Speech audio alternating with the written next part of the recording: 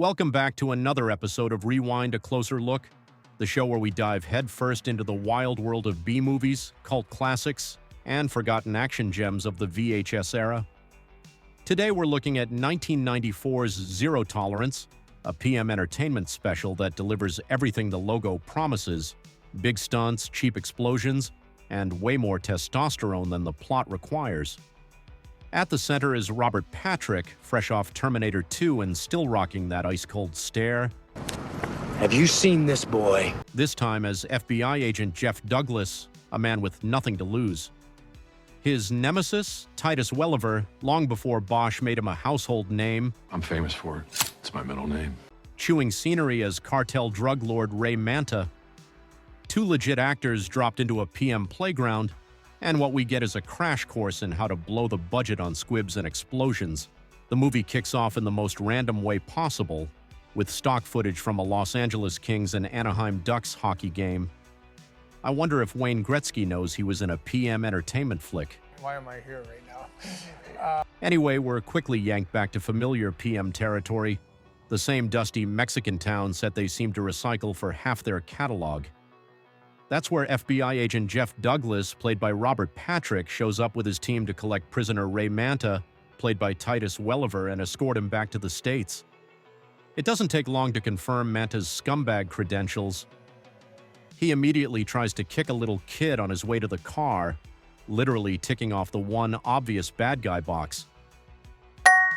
And if that dusty town looks familiar, it's because it's practically the direct-to-video backlot of dreams. The Veluzat Motion Picture Ranch in Santa Clarita was the go-to spot for PM entertainment and half the B-action movies of the 90s.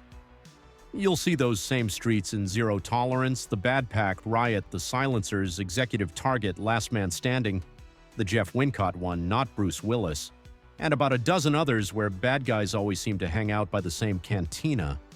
The ranch itself has a long Hollywood history.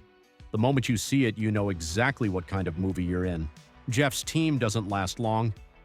A truck with a gunman pulls alongside and opens fire. Within seconds, his partners Jimmy and Gene are dead. Manta escapes, and Jeff finds himself in a runaway car with a corpse pressing the accelerator.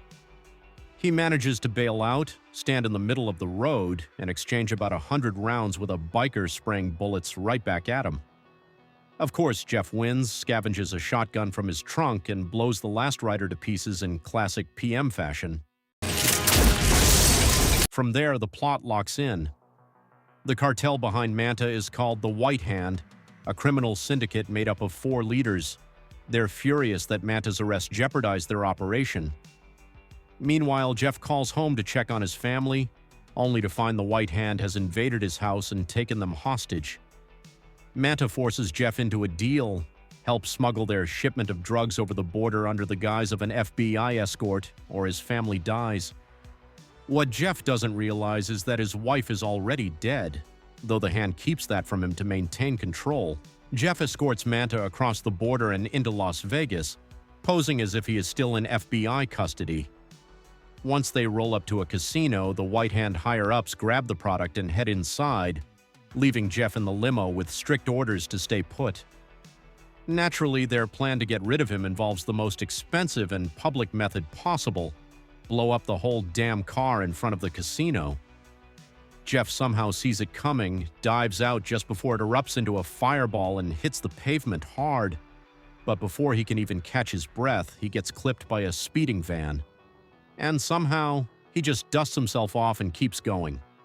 That's Zero Tolerance in a nutshell: cartoon logic, PM entertainment physics, and Robert Patrick as the indestructible everyman.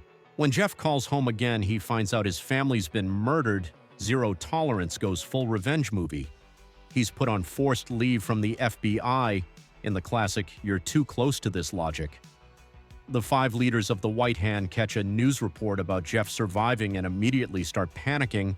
Their supposedly dead problem is still alive and gunning for them.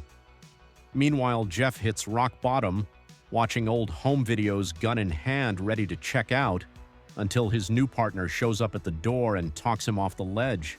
But the cartel strikes again, coming after both of them in a hit that fails, but lights the fuse on Jeff's personal vendetta. From here on out, it's less FBI procedure and more one-man warpath. One by one, Jeff hunts down the White Hand leaders across the country. First stop, Vegas, where he casually strolls into a casino, pulls out a massive hand cannon with a laser sight, and executes one of the leaders in broad daylight. This sparks a massive casino gunfight. Jeff dives through a glass window, lands hard, and escapes on his bike. The cartel gives chase in a Jaguar, sideswiping Jeff and sending him crashing to the pavement in a brutal stunt where the stunt guy appears to smash his head on the ground with no helmet. The Jag spins around for another pass, but Jeff grabs his shotgun, blasts the cables on an overhead sign, and sends the car crashing through it in a fiery explosion. It's classic PM entertainment mayhem, rough edges, big fireball, and just enough chaos to make it memorable. The next leader is LaFleur, who operates out of New Orleans. Jeff shows up at a shipyard just as LaFleur is finalizing a drug deal. He sabotages his own vehicle by puncturing his gas tank, now leaking gas. He drives it into the warehouse and leaps out as it explodes.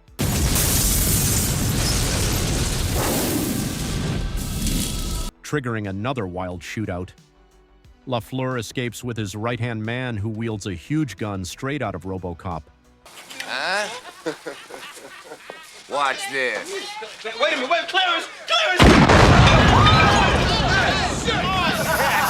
Jeff later tracks LaFleur to a nightclub and guns him down in front of the other White Hand bosses via video call, warning them they're all next. Hey, Manta. 2 down. 3 to go. Fuck you, you son of a bitch! You're all gonna die. From there, Jeff heads to Seattle to track down Mr. Lee, another White Hand boss holed up in a luxury mansion. After cutting through a small army of guards, Jeff finally guns him down. His escape gets a boost when his partner smashes through the gates in her car, and together they torch a pursuing vehicle in a huge fireball.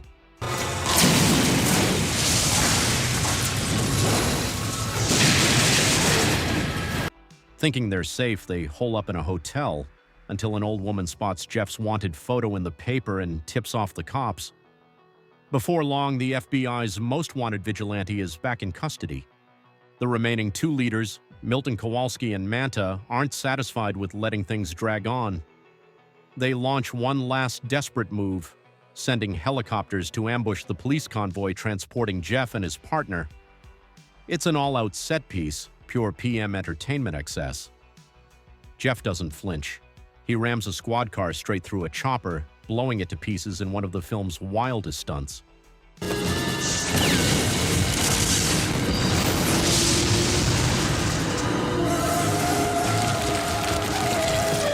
But the victory is short-lived. His partner is snatched up by the cartel in the chaos, forcing Jeff into a final bloody showdown with the last of the White Hand. Jeff storms the last hideout, dual-wielding pistols, mowing down waves of guards in classic PM excess. The Manta tries to escape with Jeff's partner, but Jeff chases them down for the climactic fight. Naturally, Jeff wins, drags Manta back to LA, and delivers him to the FBI. Just when it looks like justice will prevail, the villain tries to grab a gun, but Jeff hurls him out of a skyscraper window in a jaw-dropping 8-story high-fall stunt. Easily one of the best moments in the film.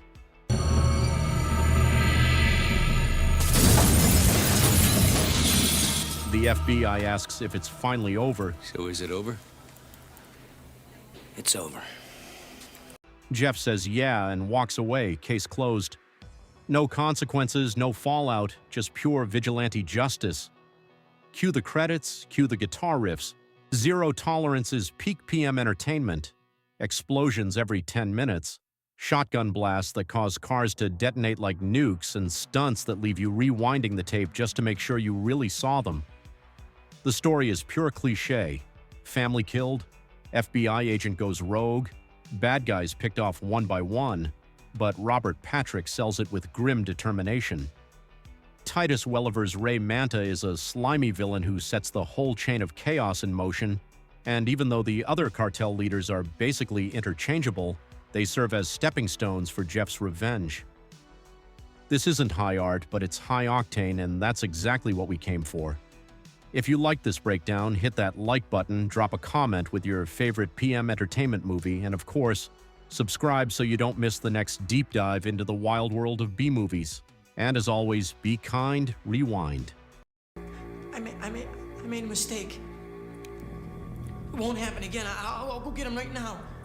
Omar, I got a good one for you. Knock, knock. Please, fellas. Knock, knock! Who's there?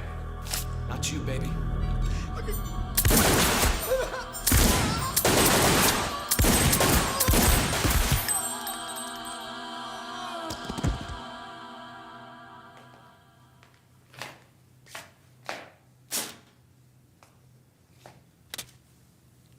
No more fuck-ups. Have a nice trip, boys.